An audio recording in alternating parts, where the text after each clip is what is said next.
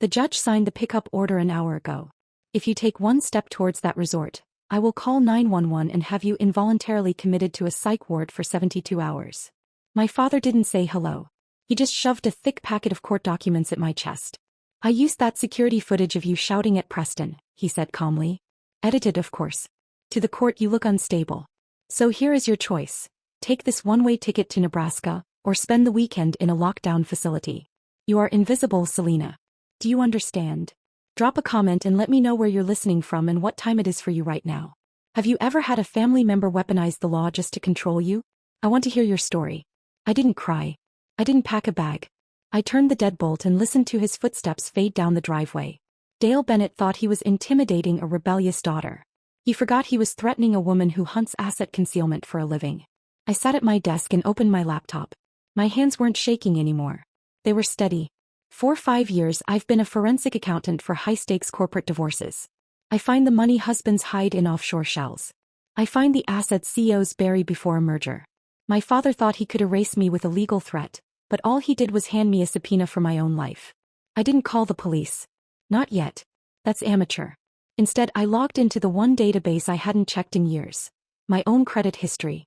I bypassed the standard summary and went straight to the archived liabilities. I needed to know why. Why no? Why was a simple engagement party worth a felony kidnapping charge? The answer flashed on the screen in red text. A $50,000 line of credit opened 12 years ago. I stared at the date. I was 16 when that loan originated. I couldn't have signed for it. I clicked the PDF of the original application. There was my name, scrawled in a handwriting that looked suspiciously like my mother's. They had used my social security number to take out a high-interest business loan before I was even old enough to vote. But the theft wasn't the shock. It was the timeline. I opened a second tab and pulled up the public business filings for Preston Ventures, my brother's first failed attempt at playing Sue. The dates matched perfectly. The loan hit my credit report the exact week Preston rented his first office space. I looked at the glowing numbers and finally understood the architecture of my family. They didn't hate me. It was colder than that. It was just economics. To Dale and Brenda, children aren't people. They are asset classes. Preston was the high-risk, high-reward startup. The volatile stock they kept dumping capital into, praying he would eventually pay off. Me. I was the liquid asset. The emergency fund. The boring, reliable savings account they raided to cover the losses when their gamble crashed. It wasn't cruelty. It was bad portfolio management. They weren't trying to hide me from Savannah Sterling because I was embarrassing. They were hiding me because I was the evidence. If I met Savannah, if I stood in a room with the CEO of a global logistics empire, she might ask me about my background. She might run a background check on the future sister-in-law. And if she found this $50,000 fraud anchored to my name, the thread would unravel. She would see that the wealthy Bennett family was funded by identity theft and bad debt. My father was ready to lock me in a psych ward not to save his reputation, but to save his investment. I closed the laptop. The fear was gone, replaced by a cold, humming precision. They wanted me to be invisible. Fine. I would be the ghost in their machine. But they made one critical miscalculation. They assumed I was still the victim. They didn't know that 48 hours ago, the person they were trying to defraud had already handed me the keys to the castle. To understand the sheer suicidal stupidity of my father's threat, you have to go back 48 hours. I wasn't in Nebraska. I was sitting in a corner office on the 42nd floor of the Sterling Logistics headquarters in downtown Chicago. The room smelled like espresso and ozone. Across the desk sat Savannah Sterling, the woman my brother was supposed to marry in 3 days. She didn't look like a blushing bride. She looked like a CEO who had just found a discrepancy in the shipping manifest.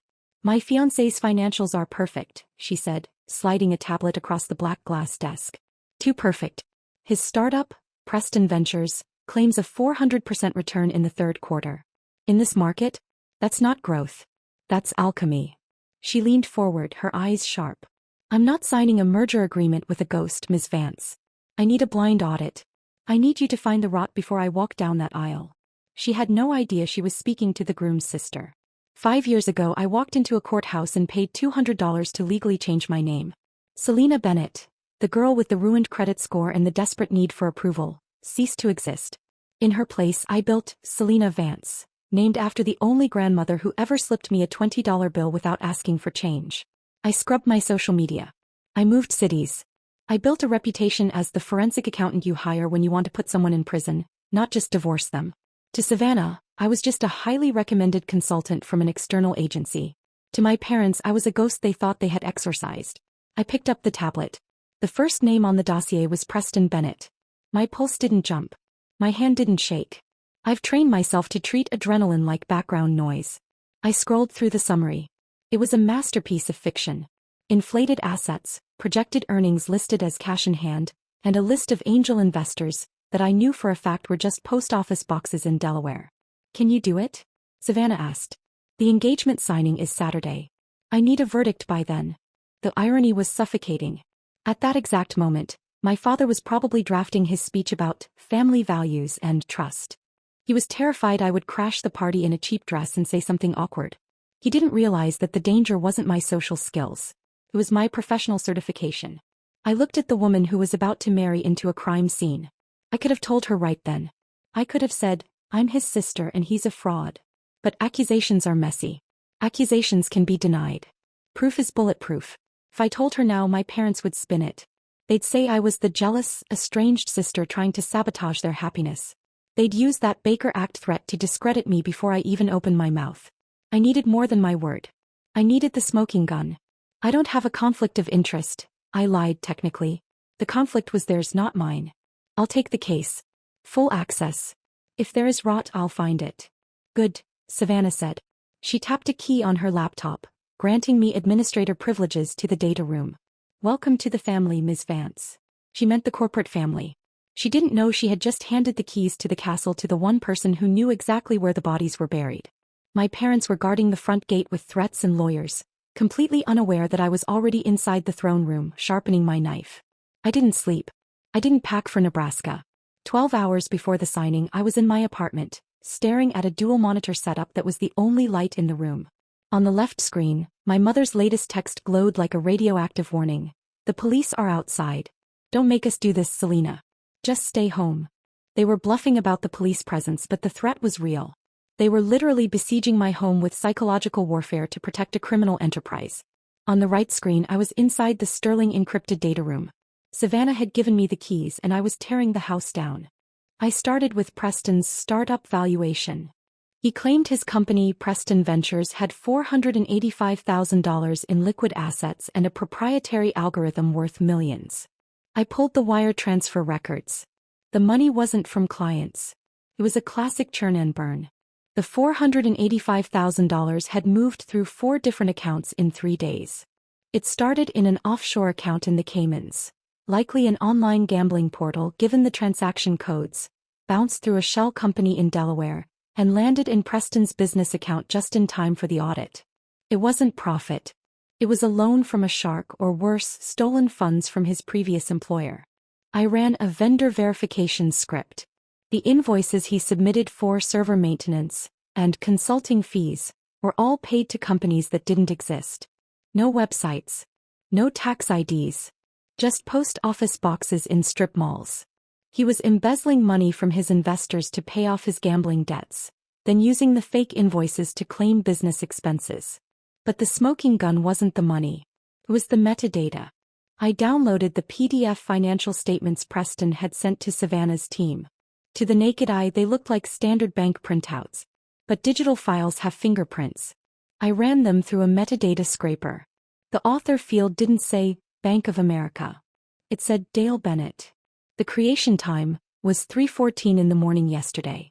My father hadn't just co-signed a loan. He was the architect. He was up at 3 in the morning, editing PDFs in Adobe Acrobat, deleting liabilities and pasting in fake balances to cover his son's crimes. He was covering a $485,000 deficit with a cut-and-paste job. My phone buzzed again. This time it was a photo from my mother. It was a picture of my suitcase sitting on their porch. "We packed for you," the caption read. "Just get in the car." The audacity was breathtaking. They were treating me like a recalcitrant child while they committed federal wire fraud. They thought they were protecting the family name. They didn't realize they were documenting their own intent to defraud a billion-dollar company. I saved the metadata report. I saved the text messages. I saved the wire transfer logs. I didn't send them to Savannah yet. An email could be deleted. An email could be explained away as a clerical error. I needed them to commit to the lie. I needed Preston to look Savannah in the eye and sign his name to a felony. I checked the time. 6 hours until the meeting. I brewed a fresh pot of coffee. I wasn't going to Nebraska. I was going to war. The closing room, at Sterling headquarters, was designed to intimidate. Floor-to-ceiling glass, polished mahogany that cost more than my car, and air conditioning set to a temperature that felt like a courtroom. It was quiet. The kind of quiet where millions of dollars change hands without a sound. I wasn't at the table. I was sitting in the adjacent A/V control room, watching through the one-way mirror. The sound feed was crystal clear. I could hear the click of Preston's pen as he fidgeted. I could hear the rustle of my mother's silk blouse. Savannah sat at the head of the table, flanked by 2 junior lawyers. Opposite her sat my family. Preston, Dale, and Brenda. They looked like they had won the lottery. My father was leaning back, confident, already spending the merger money in his head. My mother was smiling, that tight, practice smile she used for church potlucks. Preston looked nervous but greedy.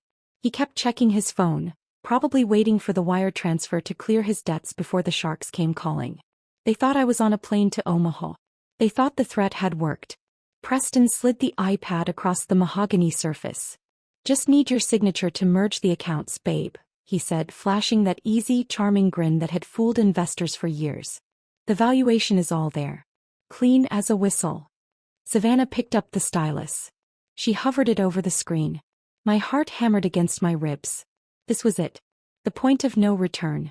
I pressed the button on my headset, speaking directly into the tiny earpiece Savannah was wearing under her hair. "Wait," I said. "Don't sign. Ask him to email the final version to your secure server first. We need a digital timestamp." Savannah froze.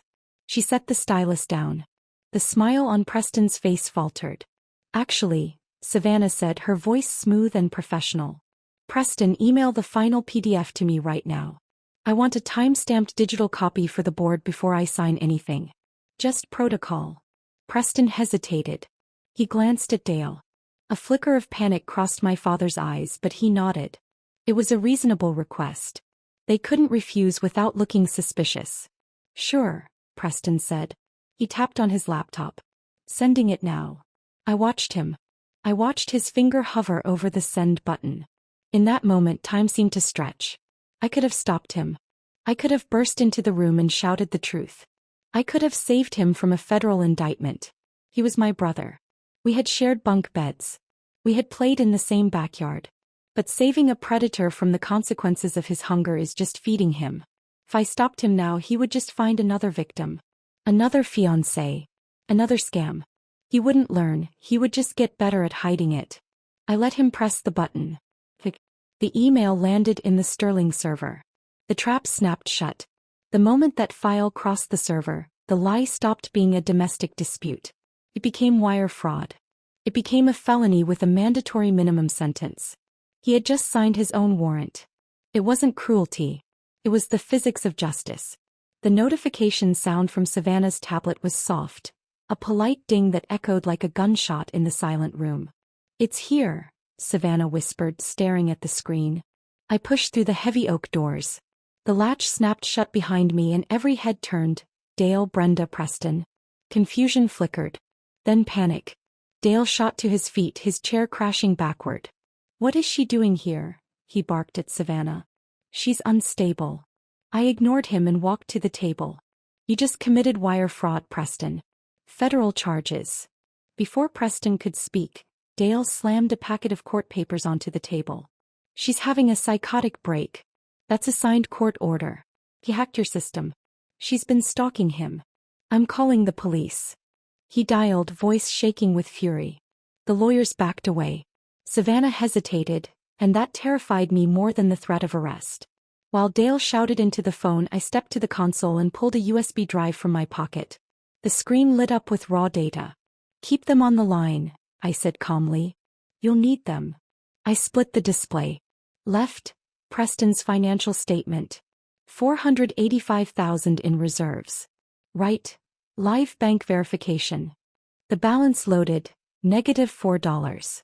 I zoomed in. Helvetica is the bank's font. Preston used Arial. He pasted fake numbers over a massive deficit. Silence crushed the room. Dale tried again. She forged this. And here's the motive. I opened another file. A $50,000 loan taken out in my name. My social security number. Your IP address, Dad. You stole my identity and tried to have me institutionalized to hide it. Savannah picked up the affidavit, tore it in pieces and dropped them on the floor. She isn't crazy, she said coldly. She's my auditor. Preston, you're fired. The deal is over.